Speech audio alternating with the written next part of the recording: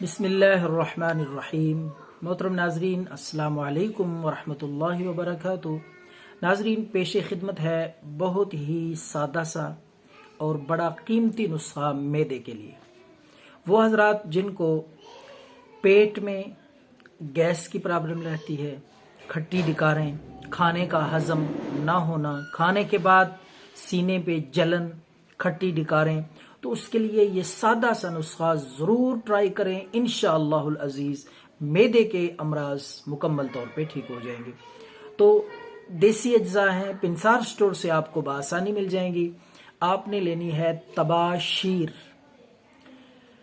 देसी दवाई है, पिंसार स्टोर से आपने 10 ग्राम ये लानी है तबाशीर। और इसी तरह इलायची खुर्द, छोटी इलायची सबस, छिलके समेत ये आपने 10 ग्राम।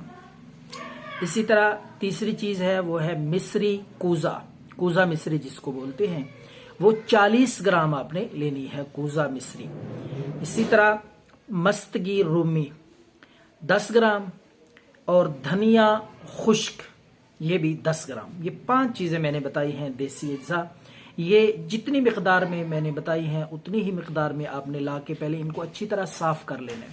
साफ करके अच्छी तरह इनको कूट के बारीक पीस के सफूफ तैयार कर लें।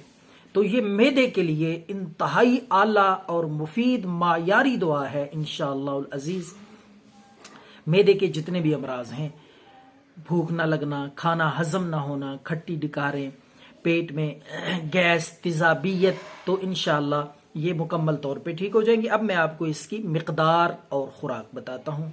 5-5 ग्राम की मिकदार, तकरीबन 1 चम्मच, टीस्पून छोटा खाने वाला चम्मच, 1 चम्मच सुबह, 1 चम्मच दोपहर और 1 चम्मच शाम। आपने 3 टाइम ये दवाई इस्तेमाल करनी है कम अज कम 1 हफ्ते तक। इंशाअल्लाहुल अजीज मैदे के अमराज ठीक हो जाएंगे। दुआओं में याद रखें। अल्लाह हाफिज।